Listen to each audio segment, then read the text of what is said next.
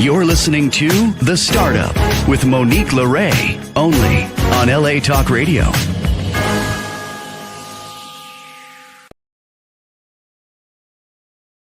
How's it going, Los Angeles? This is The Startup with Monique Lore. Happy Grammy Sunday. I'm still here in Park City on my way back home, doing a check-in show. Very excited to be here. Want to give a quick shout out to a local business, Kachu Shabu. Thank you so much for your gifts, your warm hospitality, your good food up in the mountains. If you guys are ever in the Park City area, go check out Kachu Shabu. Family-owned, amazing food.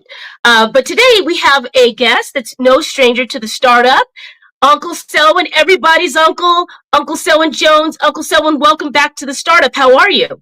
Hello, Miss Monique Lore. How are you? I love the hair, my dear. I love the hair. Thank you. Yes, I'm going with red this year. It's a red hot year, so I'm just going with red. Looking fabulous, totally. So what's up, girlfriend? Thank you. No, hey, it's great to see your smiley face. Wanting to reconnect and check in with you and give we're going to go full screen. Let's give the listeners and viewers a checkup on you. I want to really lean into the business side of your foundation. People know that you are George Floyd's uncle and you're doing right by social justice. So we want to lean a little heavier in the business side of things and how you started your nonprofit, and walk us through that process in case someone wants to start a nonprofit. You know, it takes the right people. It takes the right thought process, the right feelings, and the right heart. You know, I want to impact as many people as I can. So it was just right for me to start a foundation with the platform that I was given, obviously, with the death of my nephew. But I want to give back to people. I want to see people okay. I want to see people not suffer. And there's just so many people, especially in the impacted family community, that are suffering light bills, housing, gas, food to eat, just a lot of things that they suffer when they go through these traumatic situations. And all we're trying to do is just put a good spin on a bad scenario or a bad situation. And we have corporate sponsors now that assist us. You know, we're trying to build housing.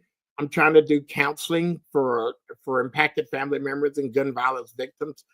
I just want to take something horrific and sprinkle some pixie dust on it, as you would say, man, because it's all about helping people, dear. You know that you are a humanitarian. You've been all over the world, you know, documenting, you know, the COVID problems we had. So you know, we're of the same. I mean, we're of the same breed. You know what I'm saying?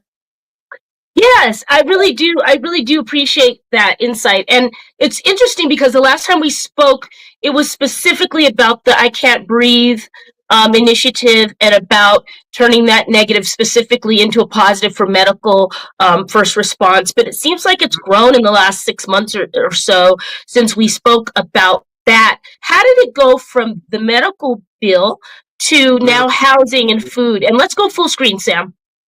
You know, sweetie, as many opportunities that I have to meet people like yourself and people that want to help assist others, it's just a natural growth, man. You know, the counseling, the housing, the mental health treatments. You know what I'm saying? Because that's important to me. Just imagine somebody that you loved, that you cared about, that you raised, that you fought, that you mothered and fathered and sistered and brothered. You wake up one day and they're not there. And just suppose you had to visually see these things happen, which a lot of times people see their loved ones get taken from them. That's traumatic, man. And most of the time, a lot of people just need to know that somebody cares. And when you have resources that you can assist people with, that's a big deal, man. You know, from my heart. You know, and I would be hoping if I was in a situation that somebody would reach out and says, hey, man, listen, I can take care of this. And now we have lawyers in our new foundation, Justice 929, that we can fight civil rights cases, you know, that we can help people. I mean, I'm with lawyers and stuff. So that's really great. And I see what you're saying. I think that a lot of times, you know, you have to go where the energy is flowing. So you might want to do one thing, and then the energy's kind of going over here when you're a startup, when you're an entrepreneur and you're starting up, and you're like, God, I really want to do this, but there's energy over here. So it sounds like to me you've kind of had the same path where you go where the energy is, and you'll get to the other ideas. And I'm so glad to hear that you have lawyers and you're restarting with Justice 929. 929, for those that don't know, is the 9 minutes and 29 seconds that relate to George Floyd's passing. And it's also kind of tied into your soul's mission now, Uncle Selwyn. Let's talk a little bit about this year, your speaking engagements, you becoming a pillar in the community and really just leveraging a negative and really inspiring people. What do you have on the calendar? Where can people catch up with you? How can people donate? What's going on next? Uncle Selwyn 929. I'm on all the social medias. I'm going to be in Salt Lake City, Utah, actually this weekend, because there's a memorial down there, and we want to go down there and show some family members some love. And I'm going to have my sculpture, which sculptured the George Floyd statue in New Jersey that's sitting in front of the courthouse. He's actually from down there, and he sculptured things all over the world, So we're going to see if we can't do some good things down there and make some people feel good, because the monument has been up for 5 years. And there's two people that's on the monument that's Breonna Taylor and George Floyd, and everybody else is from Salt Lake City. And they're tearing that down. And a lot of these memorials or monuments are like spiritual places where family members go and they can see their baby in a different light, instead of going to the graveyard and looking down and saying, oh my God, you know what I'm saying? So you get some spiritual connections there.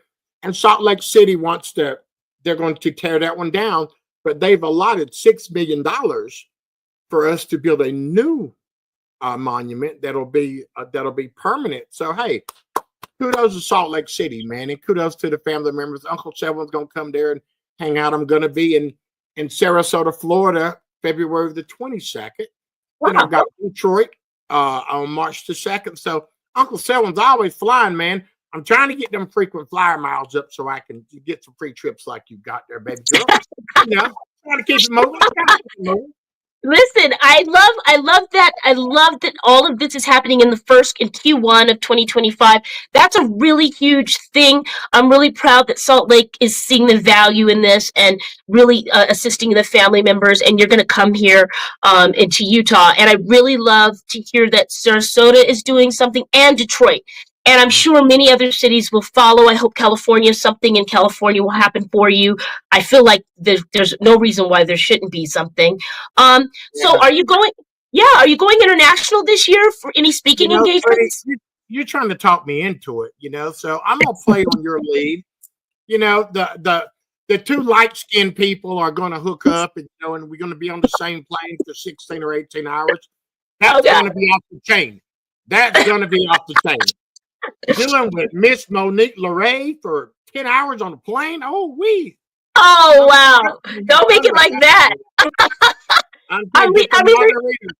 Get the margaritas ready, baby. Probably going to be half of it is emails and half of it is asleep. So, you only get a half a time with me. But that's good. I'm really excited that the first quarter is looking so great.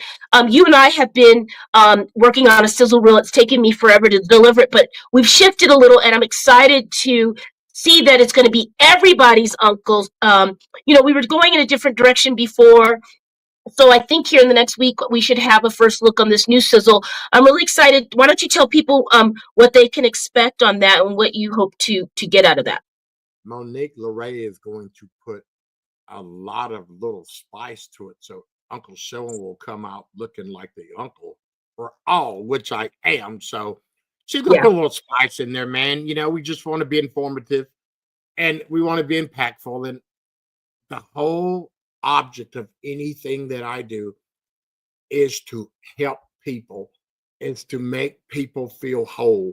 Whether it's counseling, whether it's seeing if I can't get them in some kind of modernized housing, whether I can get them mental health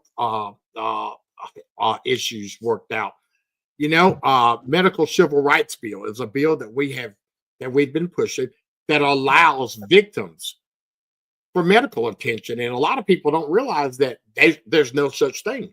An officer can come in contact with you, hurt you, and let you lie beside the road. They're not obligated. So all of these incarceral deaths with all the prisons and stuff, we're going to try to take care of that, man, because that needs to be addressed. We've also got into the over sentencing and the wrongful conviction, Monique, since the last time you saw me. So I'm running wild. I just got back from Minneapolis filming a documentary. You know, that'll be out May 5th, the 5th year anniversary. So Uncle Selwyn's pretty good. Oh, wait. And I haven't mentioned to you about that interactive app that I've created. I was waiting. Get that. That's gonna be impactful. It's an app that's going to make you be in contact with your family member, husband, wife, sister, brother. We have a family connecting unit in it. So all you have to do is push a panic button. If you're in any kind of distress, whether it's traffic, whether it's a date, whether it's work, police brutality, bullying, all of these things, and you're able to have witnessed video and audio that goes to a server that we control, not that the police control, so they can change the narratives. You know, so I'm excited, man. Uncle Selwyn's gonna get busy. Oh wait. Oh, there's more. It's a bad thing. This is a bad thing. Oh, okay. I have to have shoulder surgery tomorrow. Oh no. Okay. I got a torn rotator cuff, so I'm gonna have to put on one of my suits and one arm, have them wrapped around me, and take me a piece of bungee cord, lock it in, so I can. Well, you're very resilient. You're very resilient, Uncle Selwyn, and I know that you're going to come out on that surgery on the other side and be better than ever. You might be a nightmare to go through the airport with your new iron arm, but no, I'm just kidding. It'll be okay. Yeah, I was in the airport the other day, and I don't know what was going on, but I normally can slither through with my belt on. And you know, Uncle Selwyn has got a little streamlined. If you can't tell, you can see them cheeky bones a little bit better. You know what I'm saying? Anyhow, so I took my belt off and I went to walking, and I forgot that I lost a couple pounds there. Uncle Selwyn is down about 35, 40. And wow. I'm walking, and the lady, when you go hold your hands up, she was like, no. I went, oh. That's not what we want from everybody's uncle. We need everybody's uncle to be covered up. It was so funny. It was so funny because I was like, and she went, oh, I went, no. So it was all calling time, but it was just hilarious to have that go through it. And people are just laughing at me and stuff, man. So, you know, I'm always a good time. I always got a smile on my face, and I always want to keep that sun on me, man. You know what I'm saying? It jumps off the screen. Yes, it jumps off the screen today, and I love seeing you in a good mood, and I'm very proud of the progression. And who knew that from this tragedy, you're growing and helping people? And I mean, we only have a couple minutes left here, Uncle Selwyn, but I'd like to ask, who helps you? Who keeps you up? Who supports you emotionally and mentally and spiritually? How do you stay positive? Monique, we've talked to this before. You've given me a lot of help. Okay. I have been fighting my whole life. I've been using grief and anger to fight my whole life. So, unfortunately, I've got a good support system. Joey, my wife. I've got my little 9-year-old knucklehead that you love so much, and my 11-year-old. Love him. It's just my ability to want to help people and to want to make a difference in this world that don't let me slip. The only problem I've ever had is demons around me and devils around me. And once I got all those devils out of my way, dear, I have no more issues. And I made sure I started off this year, 2025, when I released all my baggage. I released all those demons and devils from my heart. There's nothing in the rearview mirror but dust. And that's all I want to see. I want to look in the rearview mirror and look at those things that happened before and just say, hey, so long, people. Guess what? Uncle Selwyn's moving forward. Because remember, dear, you always got to dream, breathe. And what we're doing now is we're delivering, sister. Always. I'm very excited. I thank you for being transparent there, guys. Nothing in the rear view. Every pebble on your road gets you to where you're going. So right now, you're leaning into the positive. I'm really excited to see what you do next. Hang tight, guys. That sizzle roll's coming up soon. And Uncle Selwyn, please plug where people can donate, where they can join if they have time, if they want to do something for Black History Month, if they want to start their own foundation, if you can help mentor. Where could people reach you? Uncle929.org. Justice929.org. So, man, Uncle Selwyn is somewhere all the time. Instagram, TikTok, the tickety top, Facebook. You hit me. You see me, I'm there, hit me up. Somebody will respond, and eventually I will get to you because I want everybody to know that there is a person that cares. And that would be the Uncle Selwyn. Uncle Selwyn, thank you so much. Enjoy the rest of your Grammy Sunday. Hug the loved ones around you. Stay up. I really love this vibe. Be back with you soon on the deliverables as promised. And guys, get with Uncle Selwyn and his movement, Justice 929. Thanks for being here, Uncle Selwyn. A strawberry blonde or redhead. It's red all year. Bye, See you mommy. soon, dear. All right, you guys, that was Uncle Selwyn Jones. If you are starting a nonprofit, he's someone that could really help you. He did it from the ground up. So here on the Startup, we cover all different types of startups, and that's just one of them, a nonprofit for good. We have another guest. I'm really excited about this topic. We have a cyber expert, Tony Perez. How's it going today? Welcome to the Startup. Thank you. I'm looking forward to this. Thank you for letting me come on the show. You're welcome. You're welcome. Well, we have all seen the headlines. If you haven't, you're under a rock. I don't know where you've been. We know about DeepSeek's takeover. Wow, what a last couple of weeks. I mean, this thing is moving like why don't we go full screen? Tony, give us a full intro on yourself and let's jump right into it. Okay, thank you. Actually, I've been an entrepreneur for almost 50 years. I worked in companies that just created a brand new department and market. And I've been actually in 3 startups myself, 2 of which I started from the ground up. Mostly, I have a wide range because I work with personal computers, gaming, video games, healthcare, and now I'm working in cybersecurity for the last 10 years. And it's very interesting. Wonderful, wonderful. You fit right in here in the startup space, and it's a pleasure to have you and your expertise. I want to jump right into it, Tony. DeepSeek is the big thing. It's the hot topic. I want to know what your cyber, as an entrepreneur, successful startup professional, and a cybersecurity expert. What are your thoughts on DeepSeek?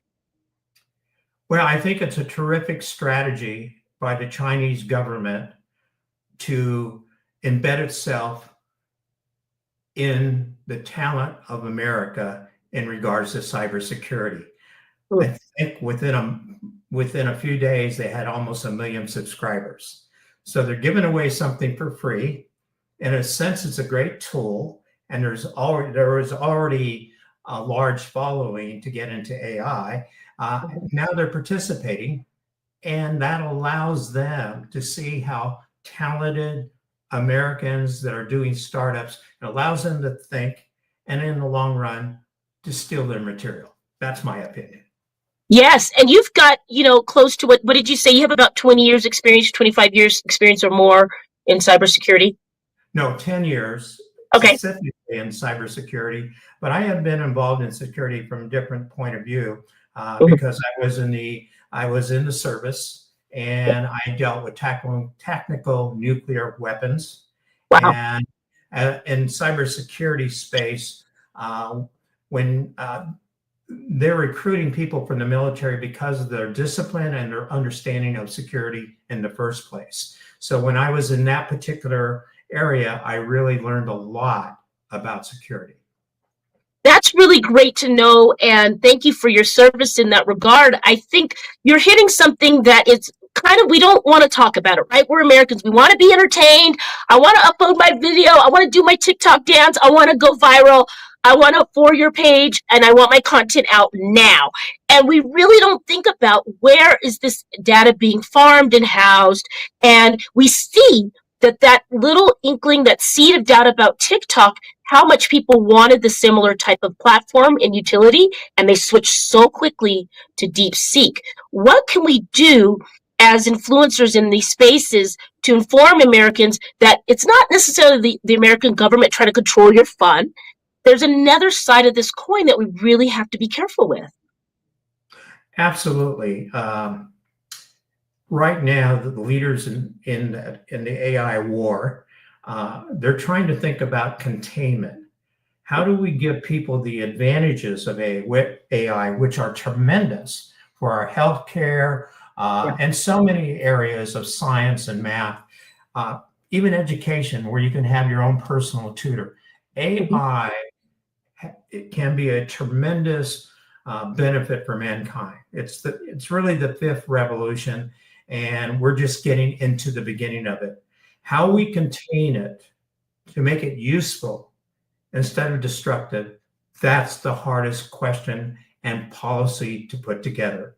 And we need Americans to start to think along those lines. It's true. So let's give an example. Maybe sometimes when we say these things, everyday folks, they're just, going to work, they're trying to pay their bills, take care of their families. They don't really understand what that means. If we could pull back the veil just a little bit, give us an example of how our data is being harvested and could be used against us.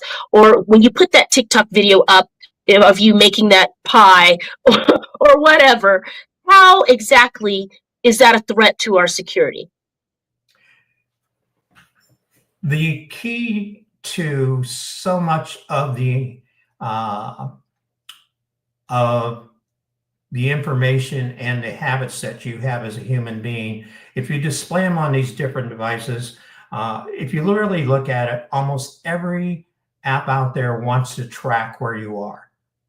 If I'm a cybersecurity attacker or bad actor, and I want to attack you, I want to know what your movements are every day, whether you're in the car, what time you go to work, what time do you pick up your kids, when you're going on vacation. So for example, if you're going on vacation and you put it on Facebook and you let everybody know I'm leaving on Monday and I won't be back for 3 weeks, and I'm an attacker, and I know you have some valuable possessions in your house, when do I want to attack you? When you're going on vacation. Yeah. And that's the problem. Many Americans are just too trusting. We assume that the kid next door is not a cyber criminal, for example. And therefore we open the door and we make ourselves vulnerable just by our daily actions. Now, when you bring in a tool like AI, that is going to be accelerated. And we're seeing it already, because since 2023, cybercrime has increased by 20%, and it's a business that will continue to grow double digits for the foreseeable future.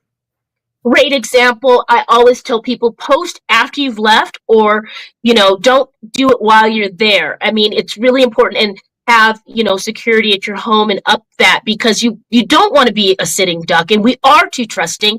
I really love that you're giving these examples, and I think for people to understand that AI is constantly absorbing new information and becoming knowledgeable every second. It's absorbing so much and reading so much data around the world, more than we could ever comprehend. So it's becoming smarter. And when you enable things on your phone, it predicts what you're going to buy. It's listening, what you're going to buy, your next movements. And that's why you get these suggestions that pop up. People are like, wow, I was just talking about that. Well, yeah, you turned on your mic. I mean, that's, you talked about buying a rug, and that's why I popped up to your suggestions. So, yeah. I have another suggestion along that line that'll probably startle you.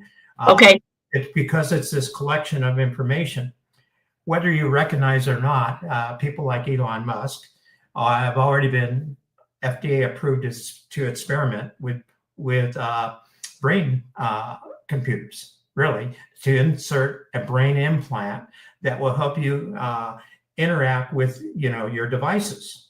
The problem with that is now they're able to actually read your thoughts. So why is that such a an invasion of privacy and a potentially criminal activity. Well, if I know your thoughts and I can connect directly to your brain, if you're walking, and let's say you love red shoes, and you walk by the shoe store and you see, it tells you, hey, there's some red shoes you got to look at. And you do.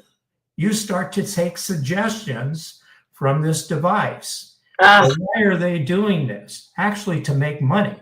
Because what I'm going to do is they're going to track whether or not you go into the store and whether or not you buy those red shoes so they can make their commission. But so it gets worse. And there's an economic incentive really to spy on you. And AI, everybody with AI, you're going to have an agent. And that agent is going to be like your personal assistant. And I said, oh, gee, I want a personal assistant. I want somebody to do this and do that for me so I don't even have to think. It's going to be my routine. I'll just listen. Well, as soon as you listen to a foreign source, you are being controlled. Yeah, that's scary stuff, Tony. My goodness.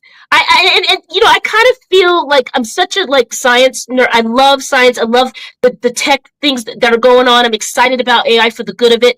But there are bad actors, even I love what Bitcoin does on a positive note for people and places and things. But on the flip side, bad actors can get it, and they can try to get ransom from you and not be tracked. I mean, I can't tell you how many emails I get telling me I need to pay somebody or else they're going to release photos of me. And I'm like, who cares? If you got I'm 47, no one cares, but it's true, for someone that's a higher profile or has, something that they want to hide, that could be scary. I mean, we have to be very careful. And that kind of leads me to this idea. We were talking about this in class about a commission or an AI, watchdog, if you will. What are your thoughts? Is that coming? Are we going to have a regulatory committee to help keep us on track? Unfortunately, I think the leaders would like that. And I think that's one of the reasons why AI was not open source in the beginning. Because once you let people have a tool like this, you don't know how they're going to use it. And they don't even know when they are going to abuse it. So let's take, for example, you have a personal agent and you get so familiar with that you give the agent all your credit card information and your banking information. So it can go online and buy you something when you want, or you're going to travel and it sets up your hotel reservation. Well, that's very productive. It saves you a lot of time and effort. So you think this is wonderful. But now it has your financial information and can be used against you. So, you're right. That is the concern that people in the business definitely have. And we don't have the guidance right now. We need to get the word out. And I'll give you another example. Last week, I went to a cyber meeting and I met an FBI person that all she did was help victims of international cybercrime. Wow. And the stories that she told about people being taken advantage, how they were talked into giving away their money, and how very successful business people ended up on the street because they lost their homes and all their wealth. Yeah, we've got to get something. We have to keep this ethical and, lobby for some guardrails here. Although exciting and fun, we want people to have the choice to have fun. We got to be smart. And I have someone I want to connect you with that, had the same issue. Let's plug you. We only have a minute left. Where can people find you, Tony? Are you up for consulting this year? What do you got going in the works? What's next for you? Actually, I created a startup that really got me into cybersecurity. The name of the company is Netlok, Netlok. There's no C, L-O-K, Netlok.com. And we have a replacement for passwords that's highly secured, and it's simple to use, and it's cost effective. What it does is we replace passwords with photos. and it's a technology that's very unique called steganography. And we actually have been granted patents in 15 countries. So wow, congratulations. Yeah, I'm really proud of that. It's a very secure product, and the greatest thing is it's user-friendly. I'm excited for this. Let's get with NetLock without a C, guys. NetLock, N-U-T-L-O-K, NetLock, 15 patents around the world and growing. Tony Perez, thank you for sharing some time on this Grammy Sunday on the weekend. And let's have you back. Let's do a check-in in about 6 months and see where you are with NetLock. But I have a client for you right away, so I'll be connecting you through your agent. Okay, thank you very much. I appreciate that. And all right, guys. Yes. Be safe and secure. All right, you guys, that's it for this Sunday. What will you start up today? And be safe, and we'll see you soon. Bye. You're listening to The Startup with Monique Lore, only on LA Talk Radio.